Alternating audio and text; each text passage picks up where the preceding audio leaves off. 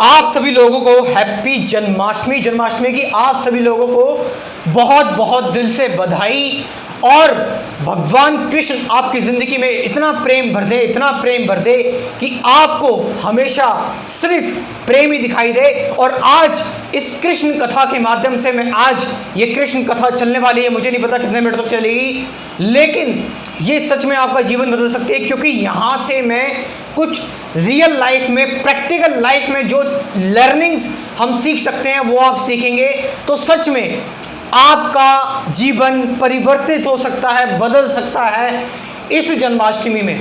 तो शुरुआत करते हैं हम। जैसा कि आप लोगों को पता है, भगवान श्री कृष्ण के पास जो पृथ्वी है, पृथ्वी माता जाती हैं अपनी रिक्वेस्ट लेकर कि पृथ्वी पर बहुत भार बढ़ गया है, प्रभु अब आपको आना पड़ेगा, रिक्वेस्ट करती हैं। तो श्री कृष्ण भगवान को तो आप जानते ही हैं कि वो धर्म की रक्षा के लिए पृथ्वी पर प्रकट होते रहते हैं युगों युगों में, उनको युगावतार भी कहा जाता है। तो यहाँ पर हम बात करते हैं धर्म का मतलब क्या होता है। धर्म का मतलब कभी भी हिंदू, मुस्लिम, सिख, ईसाई ये सारी चीज़ें नहीं होती। धर्म का मतलब है प्रिंसिपल्स, धर्म का मतलब है फिलॉसफी, धर्म का मतलब होता है किन प्रिंसिपल्स पर, धर्म का मतलब होता है किन फिलॉसफी पर आप अपनी लाइफ को जी रहे हैं।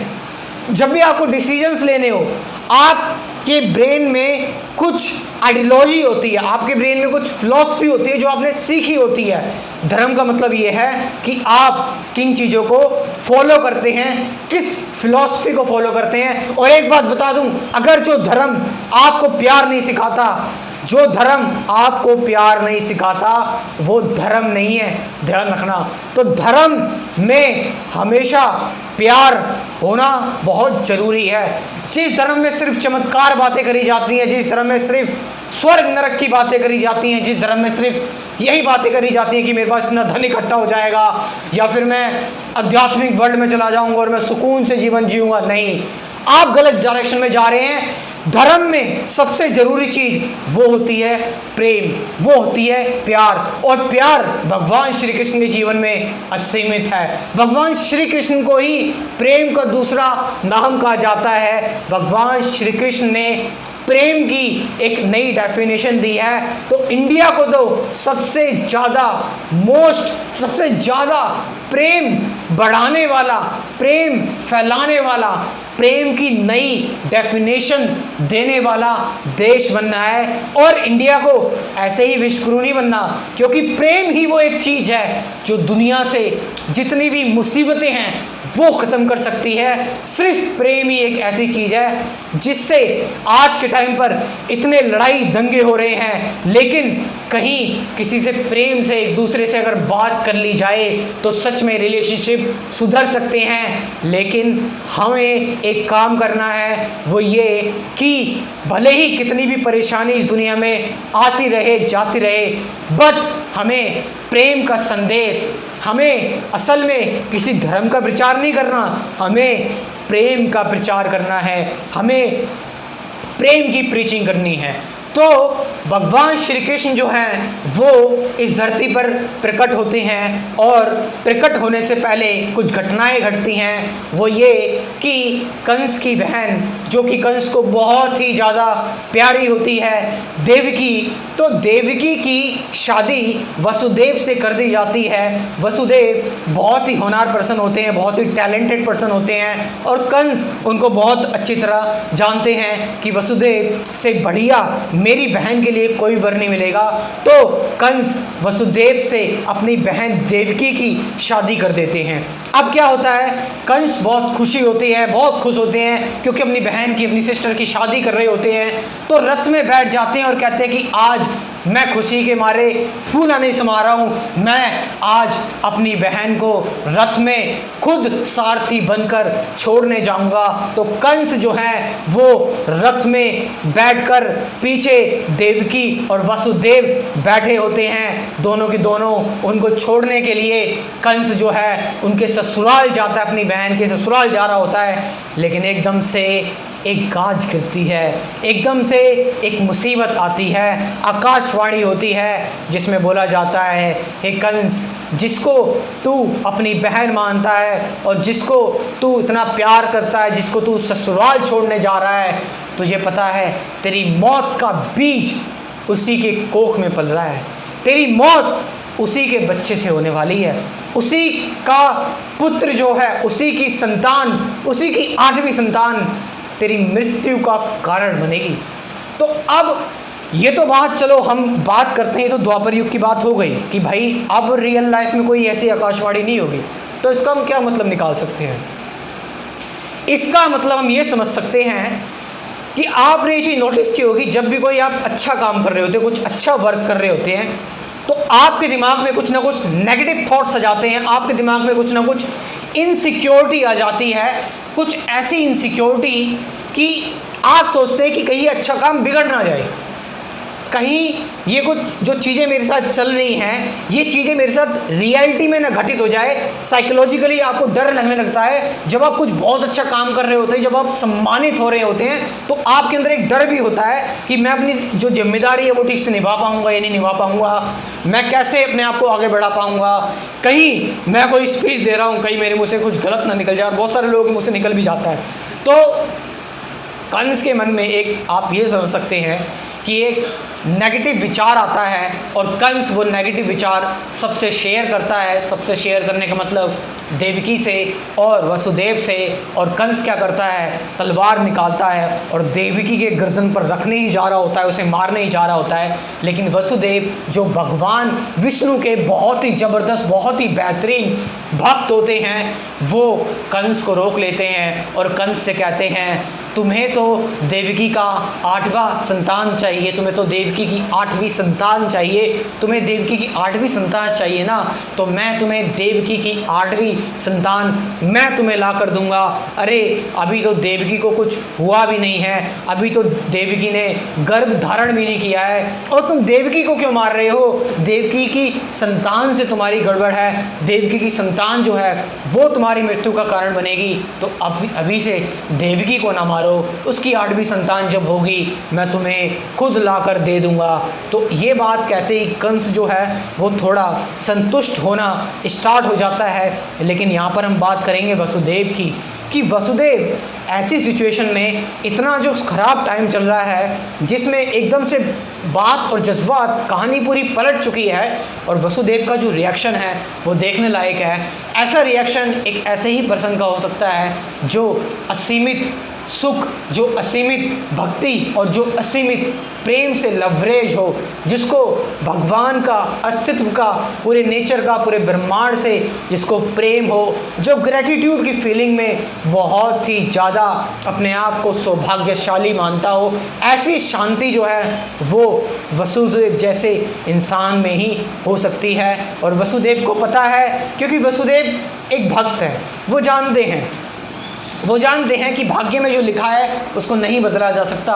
भाग्य में जो लिखा है वो वैसा तो होना है तो होगा ही, लेकिन कोशिश तो करनी ही चाहिए, और कोशिश सभी करते हैं। लेकिन जो चीज़ें हमारे आउट ऑफ कंट्रोल होती हैं, जिन चीज़ों को हम कंट्रोल नहीं कर पाते, हम उसके बारे में स्ट्रेस क्यों लें? क्योंकि चिंता करना भी एक अपने आप में एक वायलेंस है, एक चिंता करना भी अपने आप में एक हिंसा है, गिल्ट करना भी अपने आप में हिंसा है, डरना भी अपने आप में हिंसा है। तो वसुदेव कंप्लीटली शांत मन से कहते हैं, उनको पता होता है, और वो कंस से ये बात कहते भी हैं कि भाग्य में जो लिखा है वो तो होना ही है। अब जब जिस व्यक्ति को ये पता है कि भाग्य में जो लिखा है वो होना ही है, होकर ही रहेगा, तो वो किस बात की चिंता करेगा? वो प्रेजेंट को, एक एक पल को, एक एक मोमेंट को बहुत अच्छी तरह एंजॉय करेगा, क्योंकि उसको भगवान की बनाई हुई सृष्टि पर भरोसा है। उसको पता है कि कुछ भी अकारण नहीं होता, हर एक चीज़ के पीछे कुछ ना कुछ रीजंस होते हैं, कुछ ना कुछ कारण होते हैं। वो कारण जो है वो मैं क्यों जानूं, मेरे प्रभु जाने ना, क्योंकि वही तो मेरा अच्छा भला बुरा सब वही तो देखेंगे, मैं क्यों चिंता करूं? मैं तो बस दृष्टा की तरह देखूंगा और एक एक पल को जीऊंगा। अब क्या होता है, देवकी जो है और वसुदेव दोनों के दोनों चले जाते हैं और क्या होता है, कंस के पास एक और मुसीबत आ जाती है, वो है नारायण नारायण। नारद मुनि आ जाते हैं और नारद मुनि कंस से कहते हैं कि कंस, असल में तुम्हें बहुत बड़ी गलतफहमी हो रही है, तुमने देवकी को ऐसे ही छोड़ दिया, तुमने देवकी को ऐसे ही छोड़ दिया, तुमने देवकी को कुछ करा नहीं। और जबकि मुझे तो पता लगा है, सबको पता है, हर जगह खबर है कि देवकी की 8वीं संतान जो है वो तुम्हारी मौत का कारण बनेगी। तो तुम ऐसे आराम से कैसे बैठ सकते हो? ऐसा व्यक्ति जो इतना ज़्यादा अस्तित्व को कंट्रोल करना चाहता है, वो व्यक्ति इतना आसान कैसे बैठ सकता है, इतनी आसानी से चुपचाप कैसे बैठ सकता है? तो कंस कहता है कि मुझे असल में आकाशवाणी में बताया गया है कि देवकी का 8वां पुत्र मारेगा, लेकिन अभी तो देवकी का पहला पुत्र भी नहीं हुआ है। तो जो नारद मुनि हैं वो कहते हैं कि तुम्हें कैसे पता 8वां? अगर तुम धरती से जोड़ोगे, अगर तुम धरती से जोड़ोगे, वो तो देवता है, देवता तो कुछ भी कह सकते हैं, क्योंकि देवता का तो ऊपर से पहला होगा और नीचे से नीचे तक 8वां होगा, और तुम्हारा जो नीचे का पहला होगा वो ऊपर का तुम्हारा 8वां होगा। और देवताओं ने इस बारे में तो डिस्कशन की नहीं, बस उन्होंने बता दिया तुम्हारा 8वीं संतान जो है, क्या पता वो अपने हिसाब से बोल रहे हो, क्या पता उनका, क्योंकि उनका जो 8वां होगा वो तुम्हारा पहला होगा, क्योंकि तुम धरती से देख रहे हो, वो आसमान से देख रहे हैं, तो क्या पता पहला पुत्र ही तुम्हारी मृत्यु का कारण बने। तो ऐसे लोग, अब देखिए, अब कंस को देखिए कि ऐसे लोग जो बहुत ही ज़्यादा चिंतित हैं, जो बहुत ही ज़्यादा चिंतित हैं जीने के लिए, जो बहुत ही ज़्यादा चिंतित है कि अपनी डोमिनेंसी दिखाने के लिए, अपने आप को एग्जिस्टेंस में रखने के लिए, जो बहुत ही ज़्यादा जिद्दी किस्म के लोग हैं, जो हर चीज़ पे कंट्रोल करना चाहते हैं, वो व्यक्ति अगर उसको थोड़ा सा भड़का भी दो और उसको बता दो कि तुम्हारी जान थोड़ी सी खतरे में है, तो वो अपने सगे संबंधियों को भी नहीं छोड़ेगा। कंस अपनी बहन को भी मारने के लिए दौड़ गया था। तो यहाँ पर ये जो सिम्टम्स है कंस के, this is all due to the bewildered mind. ये जो माइंड है कंस का, ये जो ब्रेन है कंस का, वो स्थिर ही नहीं है, वो अपने कंट्रोल में नहीं है। माइंड जो है वो तुम्हारा स्लेव होना चाहिए, ना कि तुम माइंड के स्लेव होने चाहिए। तो कंस के साथ सिर्फ ऐसा ही है। और कंस जो है देवकी का जो पहला पुत्र होता है, कंस जो है वो उसको पकड़कर पत्थर पर जोर से मारता है और उसके प्राण निकल जाते हैं। ऐसा करते करते करते करते 6 पुत्रों को देवकी के कंस जो है मार डालता है। लेकिन वहाँ पर देवकी और वसुदेव बहुत ज़्यादा दुखी हैं, जिसके यहाँ पर सगे भाई ने मार दिया, जो इतना प्यार था, एकदम से इतनी सारी कहानी पलट गई। और कितना दुख होगा आप खुद ही सोचिए। और दुख देखो किसको मिल रहा है, दुख मिल रहा है भगवान के भक्तों को, क्योंकि देवकी और वसुदेव जो हैं वो भगवान के बहुत बड़े भक्त थे। पिछले जन्म में बहुत बड़ी तपस्याएं की थी, तब जाकर उन्हें भगवान को सर्व करने का जो है मौका मिला था। तो कभी भी ध्यान रखना, अगर भगवान तुम्हें मुसीबतें दे रहा है, भगवान अगर तुम्हें परेशानी दे रहा है, तो एक चीज़ ध्यान रखना, तुम भगवान के बड़े प्यारे हो, भगवान के बड़े लाडले हो। क्योंकि गॉड, भगवान सबसे टफेस्ट एग्जाम उसी को देता है जो उसके ब्रिलियंट स्टूडेंट्स होते हैं। तो उसको पता है जो मेरा सबसे अच्छा, जो मेरा सबसे बढ़िया वक्त होगा ना, वो तकलीफ़ बिना चूँ आवाज़ करे सह जाएगा, वो शिकायत तक नहीं करेगा, वो जस्ट इसको स्वीकार कर लेगा। तो भगवान उसी को तो तकलीफ़ देंगे। भगवान उसको तकलीफ़ क्यों देंगे जिसको जरा सा कांटा क्या चुभ जाता है, अरे अरे अरे अरे अरे अरे अरे हमें स्वर्ग चाहिए, अरे हमें भगवान का वो चाहिए, लोग चाहिए, अरे हमें वैकुंठ में जाना है। प्यार से कोई मतलब ही नहीं है, भगवान के प्रेम से कोई मतलब नहीं है, क्योंकि प्रेम मिल जाएगा। अरे भाई, अगर प्रेम मिल गया, अगर प्रेम मिल गया तो सब कुछ मिल गया। प्रेम ही तो है जो इस पूरी दुनिया को बांधता है। श्री कृष्ण क्या सिखाते हैं? प्रेम ही तो सिखाते हैं। तो सबसे ज़रूरी चीज़ है प्रेम, प्यार बहुत ज़रूरी चीज़ है। तो भगवान अपने भक्तों को ही सबसे मुश्किल, टफेस्ट एग्ज़ाम, सबसे टफेस्ट परीक्षा देते हैं, क्योंकि उसको पता है मेरा भक्त ही ये काम कर सकता है, बाकी के लोग तो फालतू में मुझे ताने देंगे।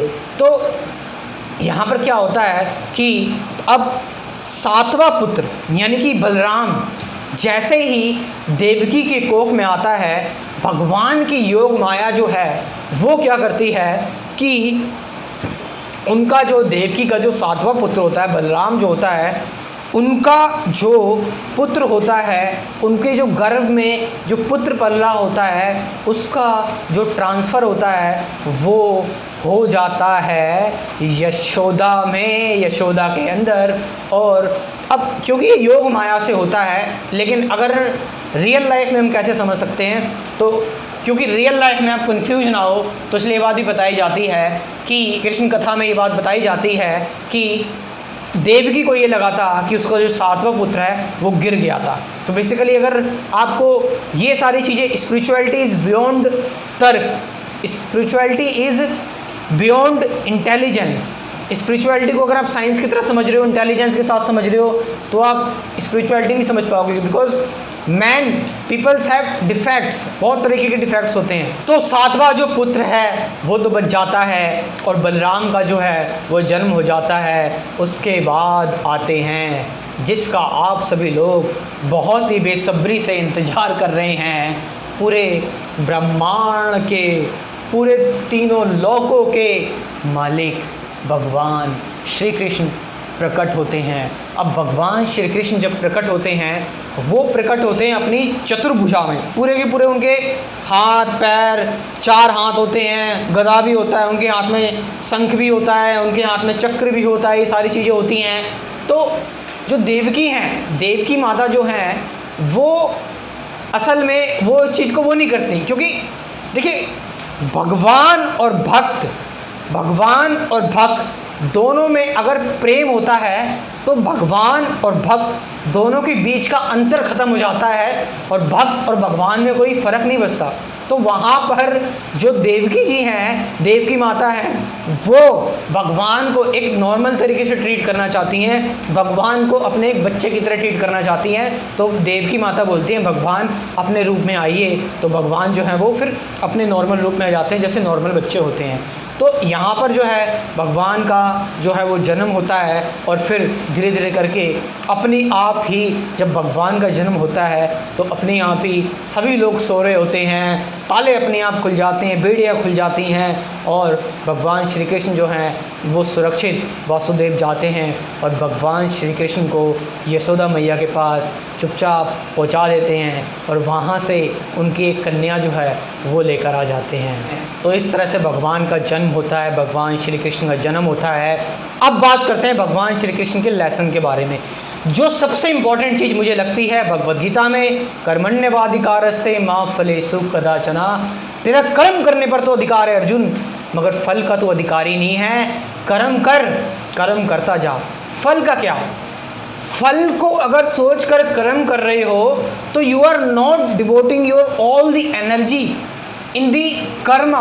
काम में तुम डिवोट नहीं हो। फिर इसका मतलब अपने काम को निस्वार्थ भाव से करो, अपने काम को बिल्कुल भी बोझ ना समझो, बस कर रहे हो, बस इतना वो है ना। ऑब्जर्वेशन मतलब ऑब्जर्व कर रहे हो और जो ऑब्जर्वर है उन दोनों के बीच का अंतर खत्म हो जाना चाहिए, कोई बीच में थॉट नहीं बचना चाहिए। तो आपको इस तरह से काम करना है, रिजल्ट तो आएगा ही आएगा फिर तो। कैसे लगी आपको ये पूरी की पूरी कृष्ण कथा जो मैंने आपको सुनाई? कमेंट कर कर ज़रूर बताइएगा। और एक चीज़ भूल मत जाना, ये बताया गया है कि श्री कृष्ण भगवान का जिस दिन जन्म होता है, जन्माष्टमी पर जो व्रत रखता है उसके न जाने 100 से कई ज़्यादा जन्मों के पाप मुक्त हो जाते हैं और उसको पता नहीं हजारों एकादशी व्रत के, जो हजारों एकादशी व्रत होते हैं उनके बराबर सिर्फ एक दिन में ये व्रत रखने से जन्माष्टमी का फल मिलता है। लेकिन चलो ये बातें तो हैं आपको बिज़ी रखने के लिए, बट सबसे इम्पॉर्टेंट चीज़ भूल नहीं जाना रे, वो ये भगवान श्री कृष्ण से प्रेम सीखो। प्रेम सबसे इम्पॉर्टेंट चीज़ है, प्यार सबसे प्यारी चीज़ है। धन्यवाद।